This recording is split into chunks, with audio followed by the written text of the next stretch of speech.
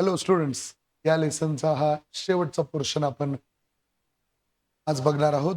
यामध्ये सर्वात महत्वाचं असं आहे की मी एक फ्लोचार्ट तयार करून देणार आहे. आता राहिलंय काय आपलं ते समजून घेऊया.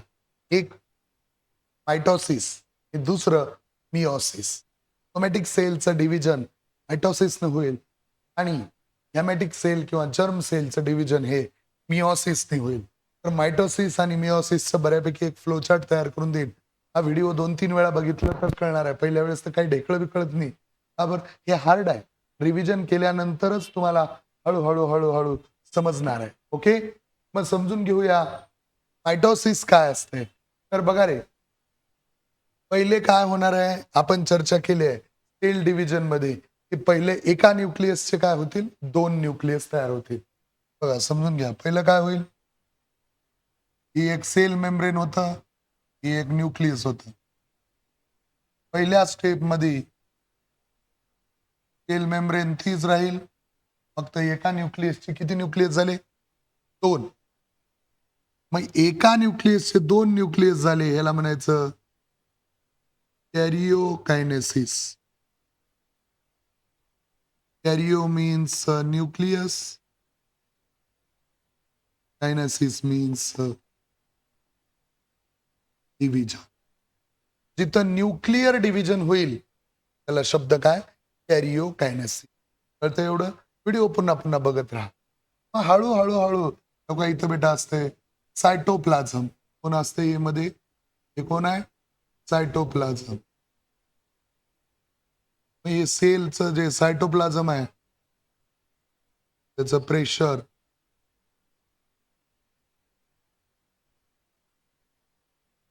असं वाढत जाते. इथं जे नॉच दिसते तुम्हाला, या नॉच असं अजून वाढते, अजून वाढते, अजून वाढते आणि हळूहळू हळूहळू ती वरची सेल वर आणि खालची सेल खाली. एक सेल मेम्ब्रेन आलं, एक न्यूक्लियस आलं. इथे एक सेल मेम्ब्रेन आलं, इथे एक न्यूक्लियस. मग हे जे 2 सेल तयार झाल्या, बरोबर आहे. मग सायटोप्लाझम 50% वर जाते. तो का इथं 50% सायटोप्लाझम येते, इथं 50% सायटोप्लाझम येते. मग हे कोणती डिव्हिजन आहे, सायटोप्लाझमिक प्लाझ्मिक डिव्हिजन. त्याला शब्द आपल्याकडे काय दिलाय, सायटोकायनेसिस. काय शब्द दिलाय, सायटोकायनेसिस. म्हणजे सायटोप्लाझमिक डिव्हिजनलाच सायटोकायनेसिस म्हणायचं आणि न्यूक्लिअर डिव्हिजनलाच कॅरिओकायनेसिस म्हणायचं. मग हे जे कॅरिओकायनेसिस आहे ते 4 फेज मध्ये होते. किती phase, number 1 prophase, number 2 metaphase, number 3 anaphase आणि नंबर 4 टेलोफेज. म्हणजे हे जे कॅरिओकायनेसिस वर्किंग करणार आहे, कॅरिओकायनेसिस मध्ये काय होणार आहे, एका न्यूक्लियसचे 2 होणार आहेत. बस एवढंच आपल्याला वाटते, पण ते एवढं सोपं नाही. ते होणार आहे 4 स्टेज मध्ये. नंबर 1 म्हणत राहा prophase, number 2 metaphase, number 3 anaphase, number 4 telophase. म्हणजे याच्यामध्ये आपल्याला एक लक्षात येत आहे की 4 फेज कंप्लीट झाल्यानंतर मग चालू होईल कोणती स्टेज, सायटोकायनेसिस. मग वन बाय वन आपण स्टडी करूया. बघा रे, कॅरिओकायनेसिस मध्ये जसं आता मी म्हणलो, एक न्यूक्लियस आहे, काही अडचण नाही. हळूहळू हळूहळू एका न्यूक्लियसचे किती होतील, 2 होतील. एका न्यूक्लियसचे 2 होतील, पण सेल मेम्ब्रेन जे आहे वाकडं तिकडं का असेना पण एकच राहते. एका न्यूक्लियसचे किती झाले, 2.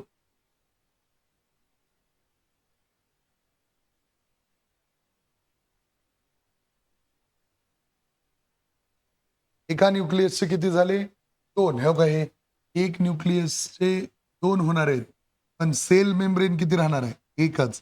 अजून सेल डिवाइड झाले नाहीत. फक्त काय होणार आहे या फेजमध्ये, कॅरिओकायनेसिस मध्ये न्यूक्लिअर डिव्हिजन होणार आहे. पण न्यूक्लिअर डिव्हिजनच्या जे 4 फेज आहेत त्यातली पहिली फेज कोणती फेज आहे, पहिली. आता मी याचं काय करतो, एक फ्लो चार्ट पण तयार करून देतो तुम्हाला.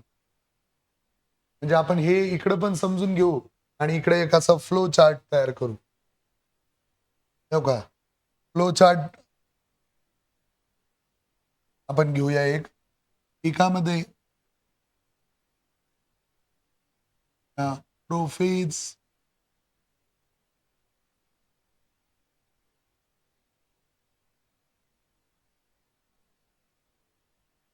दुसऱ्यामध्ये लिहा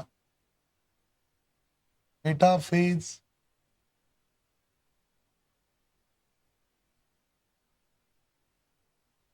दुसऱ्यामध्ये लिहा एनाफेज चौथ्यामध्ये लिहा किलोफेज. कन्सेप्ट तर समजणारे आहे पण ते लक्षात कसं ठेवायचं आणि परीक्षेमध्ये आपल्याला सहज आठवलं पाहिजे नाही तर कन्फ्युजन झाला ऐन वेळेस तर आपल्याला सगळा हा 5 मार्काचा क्वेश्चन जातो डायरेक्ट. त्यासाठी हे शॉर्टकट. पहिले कन्सेप्ट समजून घेऊया मग शॉर्टकट कडे येऊया. आता बघा रे सेलमध्ये सेल मेम्ब्रेन हे न्यूक्लिअर मेम्ब्रेन आणि न्यूक्लियस मध्ये जेनेटिक मटेरियल जे असतंय हे असं वेड वाकडं धाग्या दोऱ्यासारखं पडलेलं असतं. जेनेटिक मटेरियल कसं पडलेलं असतंय डायग्राम तो काही जेनेटिक मटेरियल असं दोऱ्यासारखं पडलेलं असतं. बरोबर आहे. कधीपर्यंत पडलेलं असतंय जोपर्यंत रिप्रोडक्शनची प्रोसेस चालू होत नाही तोपर्यंत जेनेटिक मटेरियल वेडवाकडं पडलेलं असते त्याचं काम येत नाही. मग आता काय होतंय बघा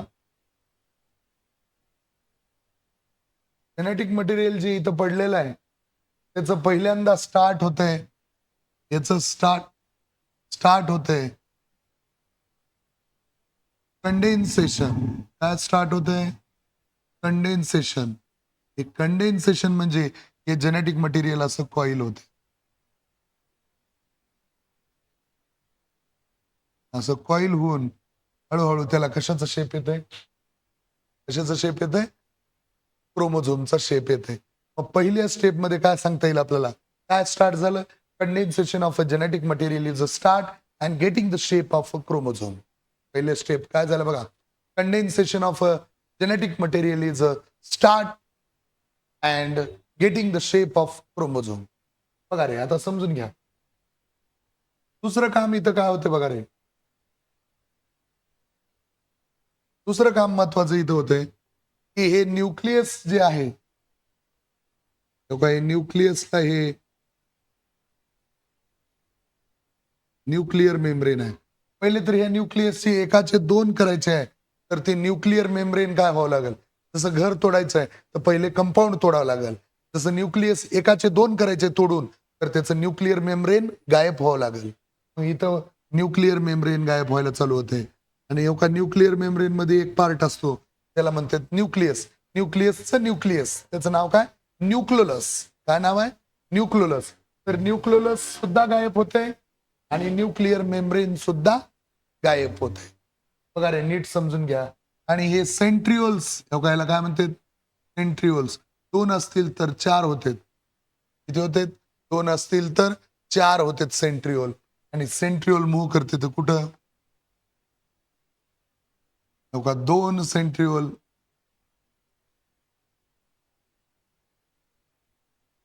2 सेंट्रिओल इथे येतात आणि 2 सेंट्रिओल इथे येतात.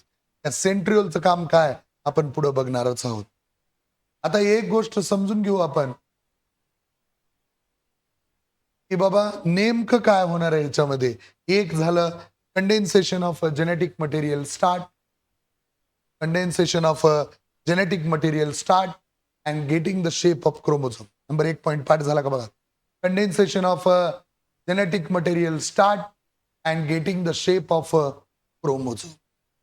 दुसरं काम ह्याच्यामध्ये काय झालं मग nuclear membrane start to disappear nucleus start to disappear आणि चौथा पॉइंट महत्वाचा म्हणजे centriole duplicates and move towards the opposite poles. एवढे 4 पॉइंट आपण आपल्या फ्लो चार्ट मध्ये नोट डाऊन करूया.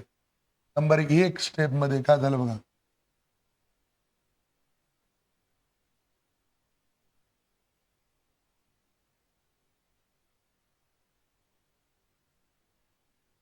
Number 1 condensation of genetic material start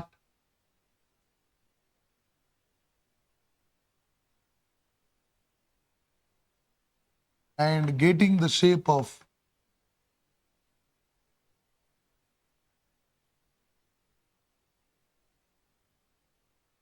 notebook सोबत ठेवून लिहून घेत चला.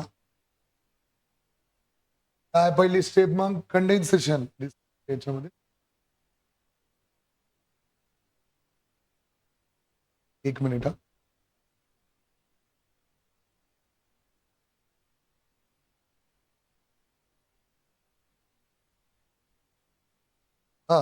condensation of a genetic material starts and getting the shape of a chromosome.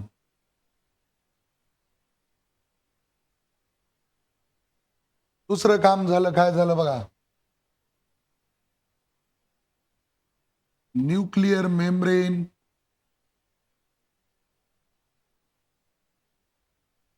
start to disappear.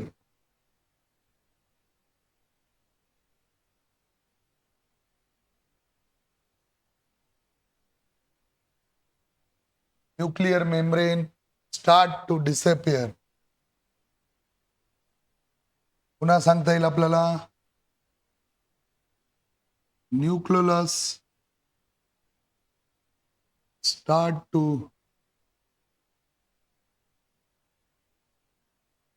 disappear.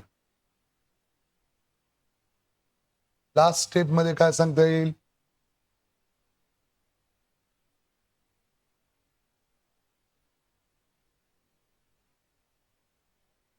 centrioles duplicate and moves towards the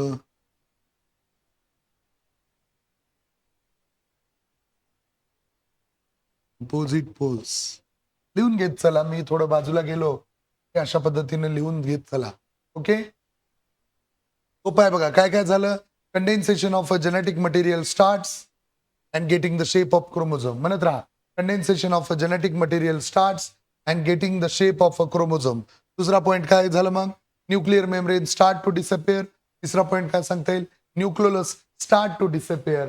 आणि चौथा point सांगता येईल centriole duplicates and move towards the opposite poles. एवढं झालं कशामध्ये prophase.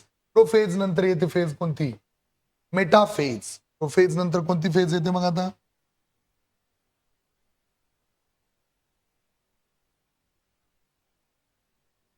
आता metaphase. जे जे प्रोफेज मध्ये स्टार्ट झालं होतं ते मेटाफेज मध्ये कंप्लीट होते. रे condensation of a genetic material start झालं होतं ते इथं कंप्लीट होते. न्यूक्लियर मेम्ब्रेन डिसअपियर व्हायला चालू झालं होतं ते इथं कम्प्लिटली डिसअपियर होत आहे. न्यूक्लियोलस डिसअपियर व्हायला स्टार्ट झालं होतं ते सुद्धा इथं कम्प्लीट डिसअपियर होत आहे. आता महत्वाचं जे आपण म्हणलं सेंट्रिओल्स ते तयार करतात स्पिंडल फायबर. कसे स्पिंडल फायबर जसं ते स्पायडरमॅन करते बघा असं टाकल्यानंतर बरोबर असं दोऱ्या दोऱ्या दोऱ्या निघतात असं बरोबर तसे स्पिंडल फायबर तयार करते. कोण तयार करते तर सेंट्रिओल्स. बरोबर आहे. मग एवढं सगळं लिहू आणि सगळे क्रोमोझोम कसे अरेंज केले जातात parallel to the equatorial plane. Parallel to the equatorial plane. बघा समजून घेऊ आपण एक parallel to the equatorial plane. मग हे का हे समजा हे इक्वेटोरियल प्लेन घेतला आपण एक आडवा आपण समजावू शकतो. समजावायला सोपं म्हणून मी उभं घेतलंय. इक्वेटोरियल प्लेन आहे तर इथं क्रोमोझोम का अशा अरेंज होते. क्रोमोझोम का अशा पद्धतीनं अरेंज होते parallel to the equatorial plane. मग जे जे झालंय ते सांगू इथं आता. Condensation of a genetic material start झालं होतं तर सांगता येईल condensation step complete and chromosomes are visible with chromosomes visible with their sister chromatid.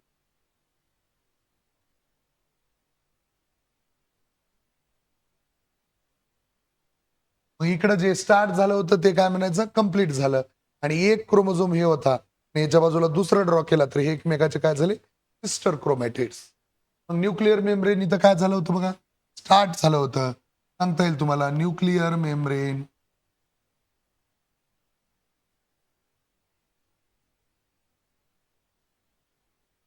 completely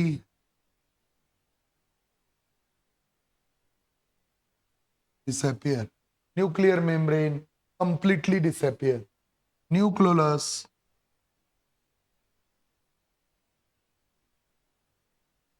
completely disappear. Spindle fiber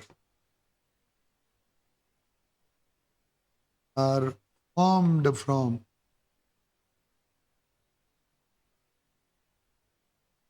centrioles. आणि क्रोमोझोम कसे अरेंज केलेत chromosomes are arranged parallel to equatorial plane. एवढं काम कशामध्ये झालंय मेटाफेज लई सोपं बेटा कंडेन्सेशन स्टार्ट झालं कंडेन्सेशन कंप्लीट झालं. क्रोमोझोम कसे दिसायला लागले सिस्टर क्रोमॅटिड सोबत अरेंज कसे केलेत parallel to the equatorial plane. Nuclear membrane जे स्टार्ट झालं होतं डिसअपेअर व्हायला इथं कंप्लीट झालं. न्यूक्लियोलस जे स्टार्ट झालं होतं डिसअपेअर व्हायला इथं कंप्लीट झालं. सेंट्रिओल्स जे अपोजिट पोल्सला गेले होते त्यांनी काय केलं स्पिंडल फायबर तयार केले. ही झाली दुसरी फेज. व्हिडिओ 2-3 वेळा बघा. मग आता तिसऱ्या फेज मध्ये काय होतं बघा तिसऱ्या फेज मध्ये अॅना फेज मध्ये बघा रे काय करते हे स्पिंडल फायबर एवढा सेंट्रिओलने असे स्पिंडल फायबर टाक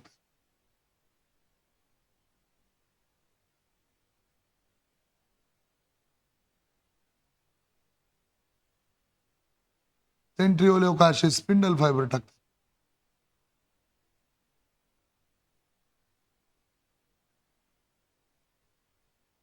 मग स्पिंडल फायबर टाकल्यावर काय होईल क्रोमोझोमचा एक पार्ट आहे तो करे स्पिंडल फायबर टाकल्यामुळे हे क्रोमोझोमचा एक पार्ट आहे. हा हे असं अरेंज करू असं आहे क्रोमोझोम. स्पिंडल फायबर टाकून इकडून इकडून इकडून इकडून ह्याला वाढणार इकडून इकडून इकडून इकडून ह्याला वाढणार.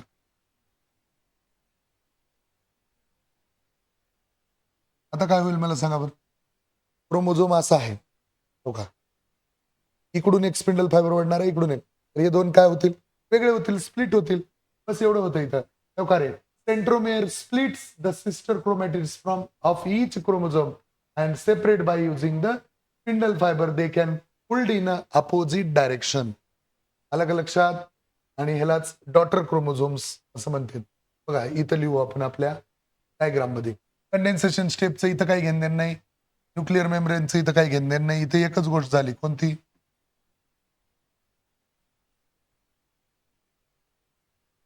कोणती गोष्ट झाली मग इथं ती सांगता येईल आपल्याला कोणती गोष्ट झाली इथं स्पिंडल फायबर काय करतील पुल्स द क्रोमोझोम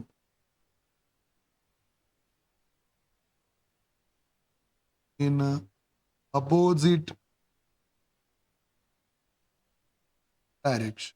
बरोबर आहे अपोजिट डायरेक्शनने ह्याने काय केले पुल केले. ओके मग काय होतील इथं महत्वाचं काय होईल chromosome split and separate. Chromosome काय झालं स्प्लिट आणि सेपरेट झालं त्यांना काय म्हणायचं they are called as daughter. जेंडरवर जायचं नाही शब्द डॉटर म्हणजे हे डॉटर आपलं वेगळं हे वेगळं एक मेन क्रोमोझोम पासून तयार झालेले दोन त्याला डॉटर क्रोमोझोम म्हणायचं. ओके लक्षात आलं हे झालं कोणतं फेज अॅना फेज. ते इथं स्टार्ट झालं होतं ते इथं कम्प्लीट झालं. स्पिंडल फायबर इथं तयार झाले होते स्पिंडल फायबरने काय केलं दोन क्रोमोझोमला वेगळं केलं ब्रेकअप करते त्यांचं दोघांचं काय होणार आहे आता ब्रेकअप. ओके, काही अडचण. आता शेवटची फेज कोणती आहे आपली टिलोफेज. याच्यामध्ये काय होते बघा, त्या ज्या गोष्टी टिलोफेज. आता हे का इकडे बघा रे, लक्षात घ्या. आता इकडे एक नवीन न्यूक्लिअर मेम्ब्रेन येते आणि इकडे सुद्धा एक नवीन न्यूक्लिअर मेम्ब्रेन येते. मग न्यूक्लिअर मेम्ब्रेन प्रोफेजच्या बिलकुल अपोजिट होते. प्रोफेज मध्ये कंडेन्सेशन झालं होतं, इथं काय होतंय डिकंडेन्सेशन होतंय आणि जसे क्रोमोझोम असे दोऱ्या दोऱ्यासारखे पहिले पडले होते तसंच पडते. न्यूक्लिअर मेम्ब्रेन जे डिसअपिअर झालं होतं पुन्हा अपिअर होते. न्यूक्लियस जे डिसअपिअर झालं होतं ते पुन्हा इथं काय होते अपिअर होते. आणि स्पिंडल फायबरचं काम झालं, स्पिंडल फायबर गायब होऊन सेंट्रिओल जसे होते तसेच राहते. काय काय झालं बघा इथं.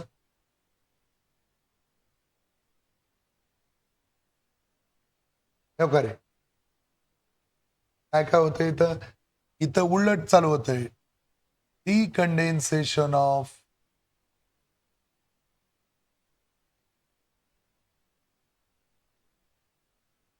genetic material. Decondensation of genetic material. Decondensation of genetic material. Nuclear membrane परत आता न्यूक्लिअर मेम्ब्रेन यायला चालू झाले पण किती दोन. न्यूक्लियस यायला चालू झाले पण किती दोन. मग इथं लिहिता येईल न्यूक्लिअर मेम्ब्रेन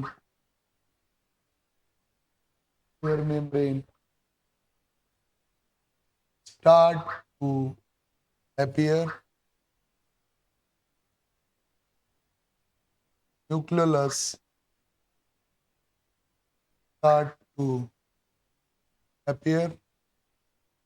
स्पिंडल फायबरचं काम झालंय तर स्पिंडल फायबर काय होते, spindle fibre start to disappear. Spindle fibre disappear झाले, उरलं कोण मग सेंट्रिओल्स उरले, झालं कामच. अशा पद्धतीनं आपलं कॅरिओकायनेसिसचं प्रोफेज, मेटाफेज, एनाफेज आणि टिलोफेज कंप्लीट होते. पहा तेव्हा इथं व्हिडिओ पॉज करा, मस्त लिहून घ्या नंबर 1, काही अडचण नाही. आणि समजून घ्या 3-4 वेळा, तरच समजते हे कुठं काय व्हायला लागले. एवढ्या सहजासहजी समजत नाही. आता कॅरिओकायनेसिस कंप्लीट झाल्यावर कोणतं येतंय सायटोकायनेसिस. आता नवीन एक न्यूक्लियस तयार झाले, काही अडचण नाही. झाले का इथे एक न्यूक्लिअर मेम्ब्रेन तयार झालंय, ते एक न्यूक्लिअर मेम्ब्रेन तयार झालंय. इथं जेनेटिक मटेरियल पडलंय, इथं जेनेटिक मटेरियल पडलेलं आहे.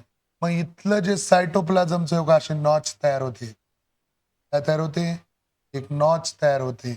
सायटोप्लाझमचं प्रेशर असं वाढतंय, तो बी वाढते आणि इथं बी वाढते. सायटोप्लाझमचं प्रेशर वाढत वाढत वाढत वाढत वाढत जर बलून आहे सेंटरला प्रेस केलं 2 बलून तयार होते, त्या पद्धतीने इथं प्रेशर वाढत वाढत वाढत वाढत एवढं प्रेशर वाढते आणि अशी नॉच तयार होत होत होत हळूहळू काय होते 2 न्यू सेल आर फॉर्म्ड. या प्रोसेसला काय म्हणायचं सायटोकायनेसिस. त्याच्यामध्ये सायटोप्लाझम का या सेल मधलं जे होतं 50% सायटोप्लाझम इथे येते, 50% सायटोप्लाझम इथे येते. डुप्लिकेट झालेले सेंट्रिओल एक इकडं अशा पद्धतीने ऑटोमॅटिक सगळ्या गोष्टी राईट होत. कळलं का. म्हणजे एका सेलचं पहिलं काय झालं न्यूक्लिअर डिव्हिजन झालं आणि नंतर कोणतं डिव्हिजन झालं तर सायटोप्लाझमिक डिव्हिजनलाच आपण काय म्हणतो सायटोकायनेसिस. हो का येडे करू नका, उगा दलिंदर बसले बसायचं नाही की आता कसं लिहत बसावं. मग आता आम्हाला शाळेचा अभ्यास आहे, शाळेत बी हेच सायन्स आहे. माझ्यासोबत अभ्यास करा, 1 तासामध्ये 1 आठवड्याचा अभ्यास होते. तुम्ही कितीही स्वतः प्रयत्न करत राहिलात तरी सुद्धा स्वतः तुम्ही कितीही प्रयत्न करत राहिला तर अभ्यास एवढा फास्ट होणार नाही तेवढा आमच्या सोबत फास्ट होऊ शकतो. व्हिडिओ बघत राहा आणि कन्सेप्ट क्लिअर करत राहा. रोजच्या रोज ऑनलाईन टेस्ट तर चालूच आहेत. मग आता पुढचा क्वेश्चन कोणता आहे मग मिओसिस. टेक्स्टबुक मध्ये मिओसिस जास्त दिलं नाही, ते फार कमी दिलंय तरी सुद्धा एक्सरसाइज मध्ये मिओसिसचं प्रोफेज एक्सप्लेन करा म्हणून विचारलेला क्वेश्चन असल्यामुळं मी मिओसिस घेणार आहे. Okay ready? ठीक आहे.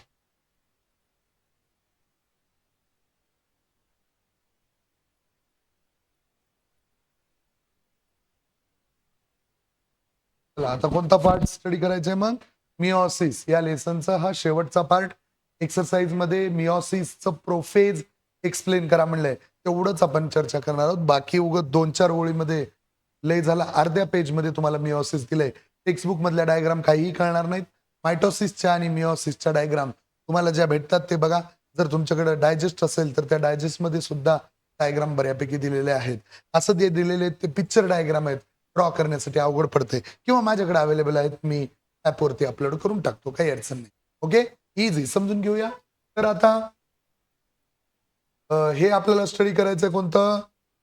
मिओसिस. मिओसिस म्हणलं की कोणाचं डिव्हिजन होणार? जर्म सेलचं डिव्हिजन होणार, गॅमेटिक सेलचं डिव्हिजन होणार.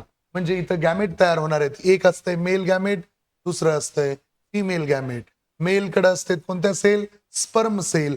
फिमेल कडे असते कोणत्या सेल? Egg sale. मग एक असते स्पर्म सेल, एक असते एग सेल. या दोघांचं काय व्हायला पाहिजे? युनियन व्हायला पाहिजे. काय व्हायला पाहिजे? युनियन व्हायला पाहिजे. मेल गॅमेट आणि फिमेल गॅमेटचं युनियन तयार झालं की झायगोट तयार होते. लोकांनी एक मेल एक फिमेल या दोघांचं युनियन झालं. इकडून 23 क्रोमोझोम्स, इकडून 23 क्रोमोझोम्स. तर इकडून 23, इकडून 23 क्रोमोझोम्स ना तयार होते झायगोट. बघा रे, हे 23 डिप्लॉइड आहे, हेप्लॉइड टाइप ऑफ सेल आहेत. हे पण हेप्लॉइड टाइप ऑफ सेल आहेत. टोटल होते 46 नवीन ते तयार होणार आहेत जीव. हे कसं असते? डिप्लॉइड असते. झायगोट नंतर तयार होते एम्ब्रिओ, गर्भ तयार होतो, आणि नंतर तयार होते चाइल्ड. त्या प्रोसेसने अशा पद्धतीचं चाइल्ड तयार होतं. ते आपल्याला काही अडचण? बघा समजून घेऊ एक एक एक एक मिओसिस कशा पद्धतीने काम करेल. नीट समजून घ्या रे. इथं थोडं वेगळं आहे पहा. हे ब्ल्यू वाले क्रोमोझोम्स आहेत का? कोणते? ब्ल्यू वाले. आणि हे रेड वाले. पहिले तर हे ब्ल्यू आणि रेड काय होतील? स्प्लिट होतील. हे एकमेकाचे कसे? नॉन सिस्टर क्रोमॅटिड्स आहेत. त्याला काय नाव देऊया आपण? Non sister chromatids. कोण आहेत ही? Non sister chromatids. पहिले तर नॉन सिस्टर क्रोमॅटिड्स काय होतील? सेपरेट होतील. आणि इथं मिओसिस सेकंड म्हणायचं याला. पहिलं मिओसिस फर्स्ट मध्ये काय होईल? मिओसिस फर्स्ट मध्ये नॉन सिस्टर क्रोमॅटिड्स काय होतील? सेपरेट होतील. आणि मिओसिस सेकंड मध्ये काय होईल? सिस्टर क्रोमॅटिड्स सेपरेट होतील. कोण होईल? सिस्टर क्रोमॅटिड्स काय होतील? सेपरेट होतील. मग हे हे हे कोणासारखं आहे? हे बिलकुल मायटोसिस सारखं आहे. कोणासारखं आहे? मायटोसिस सारखं आहे. म्हणजे मिओसिस सेकंड हे कोणासारखं आहे? मायटोसिस सारखं आहे. मिओसिस 2 फेज मध्ये चालेल. एक meiosis first, chromosome number 2n असले तर इथे किती झाले? 1 2 3 4. किती एन झाले मग? 4n झाले. कळलं? तिथे एनचं 2n होते, इथे एनचं 2nचं 4n होते. ओके, समजून घेऊ. तर या पद्धतीने आता आपल्याला एक एक एक एक फेज बघायचा आहे. तर यातलं पहिलं बघायचं आहे. हे दिसते का बघा लिहिलेलं? मी परत लिहितो इकडे वाटलं तर. थोडस डायग्राम आपल्याला पिक्चर असल्यामुळे क्लिअर मिळणार गेलेत. समजून घ्या रे. आता इकडे लक्ष द्या. एक तुम्ही ड्रॉ करत असताना एक्झाम मध्ये कसं ड्रॉ करायचं? एक पेन्सिलनं ड्रॉ करायचं, एक पेननं ड्रॉ करायचं. जसं रेड वालं तुम्ही काय करा, तो काही रेड क्रोमोझोम आहे, हे तुम्ही पेन्सिलनं ड्रॉ करा, आणि हे ब्ल्यू वालं पेननं ड्रॉ करा. म्हणजे तुमच्या लक्षात येईल नेमकं काय होतंय आणि काय नाही. तर इथं काय होतंय? स्टेप नंबर सेमच आहे. कोणतं? स्टेप नंबर सेमच. एक हे जर दिसना गेलं तर हो का, आपल्याच भाषेत लिहू. Condensation of a genetic material. Condensation of genetic material. आणि ह्याच्या अगोदर एक फ्लो चार्ट देतो तुम्हाला. नेमकं ह्याच्यामध्ये शिकायचं काय आपल्याला? एक आहे मियोसिस, समजून घेऊ. एका बाजूला येतंय मियोसिस फर्स्ट, खूप मोठा आहे. दुसऱ्या बाजूला येतंय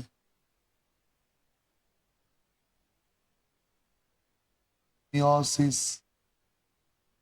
सेकंड. मग मियोसिस फर्स्ट मध्ये येतंय कॅरिओकायनेसिस फर्स्ट. येतंय सायटोकायनेसिस फर्स्ट. ह्याच्यामध्ये तयार होत आहे कॅरिओकायनेसिस सेकंड. इकडं तयार होत आहे कोणती स्टेप आहे? सायटोकायनेसिस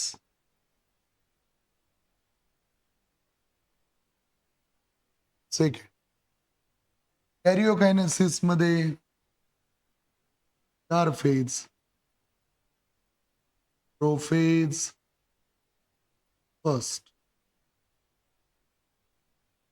असं घेऊ 4 phase. Number 2 metaphase first. Number 3 telophase. Number 3 anaphase first. Number 4 telophase first. Okay, हे 4 फेज झाल्या. मग सायटोकायनेसिस फर्स्ट. प्रोफेज मध्ये परत 5 स्टेज येतात, ते आपल्याला एक्सप्लेन करायचं. पहिला आहे लेप्टोटीन, दुसरा आहे झायगोटीन, तिसरा आहे टॅकिटीन. स्पेलिंग बघूया.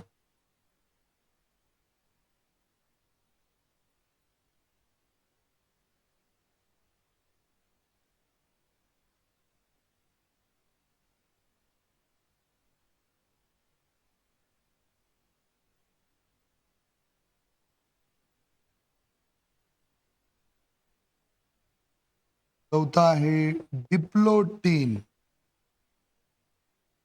पाचवा आहे डायकायनेसिस. तर आपल्याला हे कोणतंच एक्सप्लेन, प्रोफेज मधले हे 5 व्हावं लागल. मग मेटाफेज फर्स्ट, एनाफेज फर्स्ट, मग टेलोफेज फर्स्ट, मग कंप्लीट होईल सायटोकायनेसिस. मग कंप्लीट होईल काय? Cytokinesis first. बरोबर. एक मिनिट,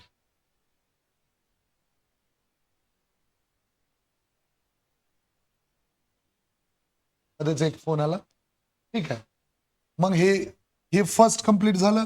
हे कॅरिओकायनेसिस सेकंड मध्ये परत हे prophase second, metaphase second, anaphase second, telophase second, मग नंतर सायटोकायनेसिस सेकंड कंप्लीट झाल्यावर मियोसिस होते. मियोसिस म्हणजे एक टेक्स्टबुक आहे पूर्ण 11वी 12वीला किंवा त्याच्यानंतर हायर स्टडीजला. पण आपल्याला काय स्टडी करायचं आहे? प्रोफेज. आता तुम्ही म्हणाल ह्याला शॉर्टकट काय? लेप्टोटीनला म्हणायचं ले. लेप्टोटीन, एलई म्हणजे काय? लेप्टोटीन. झायगोटीनचं ZY. मग काय शब्द तयार झाला? लेझी. शब्द कसा तयार झाला बघा. ले म्हणजे कोण? लेप्टोटीन. ती म्हणलं तर झायगोटीनचं काय आलं? ZY शब्द आला. लेझी. लेझी मध्ये 2 आले, लेप्टोटीन, झायगोटीन. पुन्हा याला पचायटीन म्हणायचं नाही, पॅकिटीन. स्पेलिंग मिस्टेक होऊ नये म्हणून मुद्दाम मी पण चेक केलं, क्रॉस चेक. पॅकिटीन म्हणायचं. याला काय म्हणायचं? पॅकिटीन. हो का? Lazy पॅकिटीनचं PA. शॉर्टकट कसं तयार होत आहे आपल्याला बघा, समजून घेऊया. एक आहे लेप्टोटीन. लेप्टोटीन साठी आपण घेतलं LE. त्याच्यानंतर झायगोटीन. झायगोटीन साठी आपण घेतलं ZY. पॅकेटीन साठी घेतलं आपण PA, लेझी PA. आणि डिप्लोटीन साठी घेऊया टी. याला असं वाचूया का, लेझी पडी. लेझी पडी बरोबर आहे.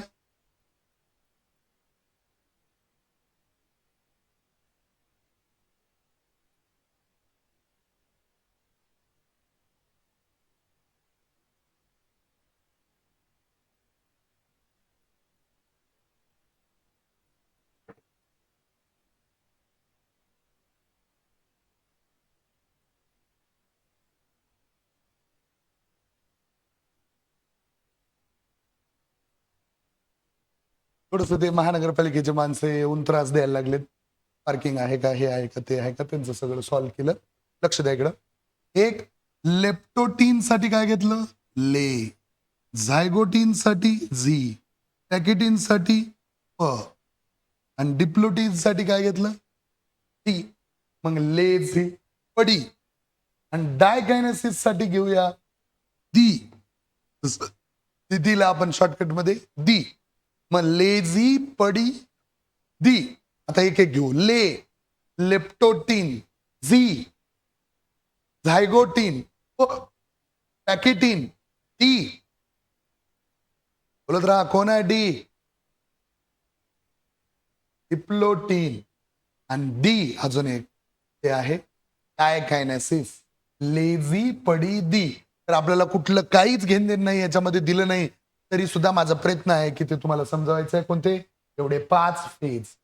प्रोफेज कोणतं काही एक्सप्लेन करणार आहोत. मिओसिस फर्स्ट मध्ये ते कॅरिओकायनेसिस फर्स्ट आहे. मिओसिस फर्स्ट मध्ये ते कॅरिओकायनेसिस फर्स्ट मधलं प्रोफेज फर्स्ट मध्ये हे 5. लेझी पडी डी. तर दी कशी पडले, lazy. Leptotene, zygotene, pachytene, diplotene, diakinesis. यातलं पहिलं आपल्याला बघायचं आहे ते म्हणजे कोणतं. पहिलं आपल्याला बघायचं आहे लेप्टोटीन. दिसला का बघा, हे काय नाव आहे, कलर रेड घेतो मी. काय लेप्टोटीन दिसला का बघा, लेप्टोटीन बरोबर. डायग्राम याच्या टेक्स्टबुक मध्ये अवेलेबल नाही. आता पहिलं काम काय झालं मग इथं, condensation of a genetic material start. आणि दुसरं काम इथं होत आहे सेंट्रिओल डुप्लिकेट्स. हे सगळं झालंय आपल्याला. 2च पॉइंट लिहायचे, जास्त तुम्हाला मी लिहून देणार नाही. एक काय झालं इथं, condensation of a genetic material starts and centriole duplicates. मग हे जे जेनेटिक मटेरियल वेडेवाकडे पडलंय त्याला हळूहळू कशाचा शेप येतोय, क्रोमोझोमचा शेप यायला चालू होतोय. आणि हे जे सेंट्रिओल्स आहेत एकाचे काय होते, 2 होते. सेंट्रिओल काय करते, डुप्लिकेट. 2च कामं झाले. लेप्टोटीन मध्ये काय झालं मग, condensation of a genetic material starts and centrioles duplicate. मग ह्याला आपण तुम्ही वाढवू शकता. Condensation of a genetic material starts and getting the shape of chromosome. कुठलं घेतलं हे, मागचंच सगळं. आणि सेंट्रिओल डुप्लिकेट्स काही नवीन झाले का, काहीच नाही. दुसरं लेझी, झी म्हणलं तर दुसरी फेज कोणती आहे, झायगोटीन. दुसरी फेज कोणती आहे, दिसला का बघा, झायगोटीन. झायगोटीन बरोबर आहे. मग ह्याच्यामध्ये जे होमोलोगस क्रोमोझोम होते वेगवेगळे, ते थोडं थोडं काय येतात, जवळ येतात.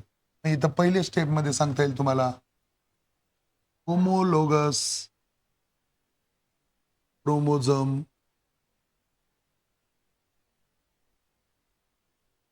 Come closer. Homologous chromosome come closer पहिलं काम. आणि हे दोघं एकत्र येतात, जसं जोडी येते पहा, इकडून एक लेडीज आहे, इकडून एक जेंट्स आहे, जवळ येतात आणि फोटोसाठी थांबतात. आणि कोणती फोटो काढतात, स्नॅप. तर ह्या प्रोसेसला सुद्धा नाव काय, सिनॅप्सिस म्हणायचं. आणि हे जे पेअरिंग आहे, pairing of a homologous chromosome, pairing is called as synapsis. Homologous chromosome दूर होते, जवळ आले, जवळ येऊन काय घेतले, स्नॅप. त्या प्रोसेसला काय नाव दिलं, सिनॅप्सिस. असलं नाव आहे सिनॅप्सिस. सोपं आहे का बघा. पहिल्यामध्ये काय झालं होतं, लेप्टोटीन मध्ये काय झालं, condensation of a genetic material starts and getting the shape of a chromosome. दुसरं काय झालं, सेंट्रिओल डुप्लिकेट्स. इथं काय झालं, दोनच गोष्टी झाल्या, होमोलोगस क्रोमोझोम कम क्लोजर, आणि त्यांची एक पेअर तयार होते. हे pairing of the homologous chromosome it is called as a synapsis. हे झालं झायगोटीन. यातली सगळ्यात महत्वाची फेज म्हणजे पॅकिटीन. सगळ्यात महत्वाची फेज म्हणजे कोणती आहे, पॅकेटीन. पॅकेटीन मध्ये काय होते बघा, पॅकेटीन मध्ये हे का रे, रेड वाला पहिले एकटंच होतं, असं कंडेन्सेशन स्टार्ट झालं होतं. इथं रेडचं सिस्टर क्रोमॅटिड्स विजिबल होते. रेडचं काय झालं, पहिलं तर नंबर एक, sister chromatids, sister chromatids visible होते. मग आता थोडं लक्ष द्या इकडं, क्रॉसिंग होते या रेड आणि ब्ल्यू ची. रेडचा काही पार्ट ब्ल्यू वर येतो आणि ब्ल्यूचा काही पार्ट रेड वर येतो, म्हणजे हे जेनेटिक रिकॉम्बिनेशन होते. बघा रे, नीट समजून द्या काय होतं बघा. महत्वाचं, सिस्टर क्रोमॅटिड्स दिसायला लागले, म्हणजे रेडला हे रेडचे हे काय झाले, sister. आणि हे दोघं एकमेकाचे काय झाले, नॉन सिस्टर. बघा रे, काय झालं, क्रॉसिंग ओव्हर कोणामध्ये होते, between non sister chromatids, crossing over between the non-sister chromatids. आणि इथं काय होते मग महत्वाचं, it leads to a genetic recombination. It leads to a genetic recombination. या प्रोसेसला म्हणतात काइझमा. स्पेलिंग बघा, काइझमा. स्पेलिंग काय, काइझमा. पेअरिंगला काय म्हणलं, सिनॅप्सिस. क्रॉसिंगला काय म्हणायचं, काइझमा. लक्षात आलं का. पहिले एकमेकापासून दूर होते, जवळ आले, पेअरिंग झाली, त्याला म्हणायचं सिनॅप्सिस. मग क्रॉसिंग झाली, इकडचा पार्ट इकडे गेला, इकडचा पार्ट इकडे गेला, त्याला म्हणायचं काइझमा. आणि जेनेटिक रिकॉम्बिनेशन कोणत्या फेज मध्ये होते मग, पॅकेटीन. जेनेटिक रिकॉम्बिनेशन कोणत्या फेज मध्ये होते, पॅकेटीन. लेझी प पर्यंत आलो. टी म्हणजे आता नेक्स्ट स्टेप कोणती आपली, टिप्लोटीन. आता एकदा जेनेटिक रिकॉम्बिनेशन झालं की हे नॉन सिस्टर क्रोमॅटिड्स एकमेकापासून दूर जातात. इथं काय सांगायचं, रिपल्शन होते. कोणाचं, repulsion of homologous chromosome. Crossing साठी ते जवळ आले होते, क्रॉसिंग झाली की ते एकमेकापासून काय होते, दूर जाते. मग हे काही dot dot dot dot dot dot दिसलेले का, इथं काय होते, न्यूक्लिअर मेम्ब्रेन. आणि दुसरं कोण असते, न्यूक्लोलस.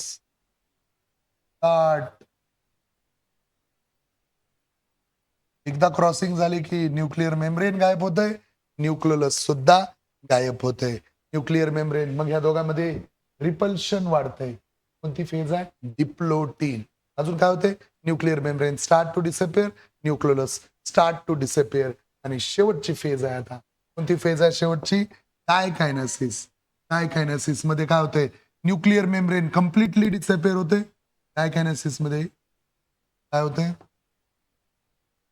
करे, न्यूक्लिअर मेम्ब्रेन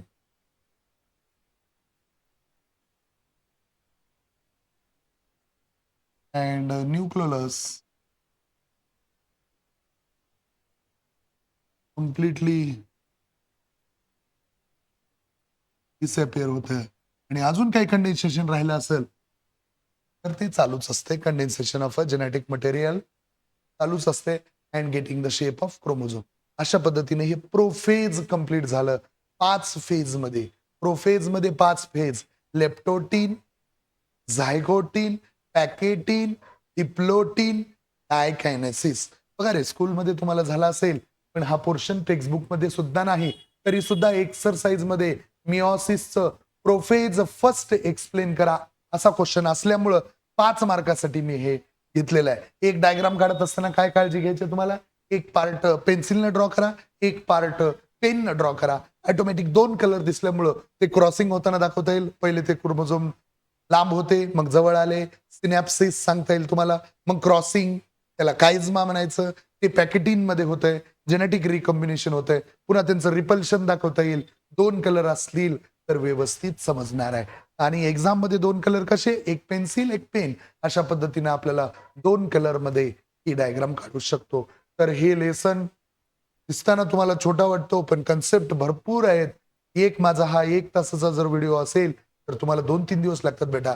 म्हणून मी व्हिडिओ अपलोड करायला डिले करलेलो, की तुम्ही जेवढा पोर्शन मी जेवढा पोर्शन शिकवतो आहे, तेवढा पोर्शन तुम्ही समजून घेत आहात आणि तेवढाच पोर्शन तुमचा कंप्लीट होतोय का बघा. तर पार्ट 1 चे 2 लेसन झाले, पार्ट 2 चे 2 लेसन झाले. यानंतर मी आता एक 4th लेसन आहे. पार्ट 2 मध्ये तो थोडा सोपा लेसन आहे. आता पहिला लेसन हार्ड होता, दुसरा लेसन हार्ड होता. लगेच मी तिसरा घेणार नाही.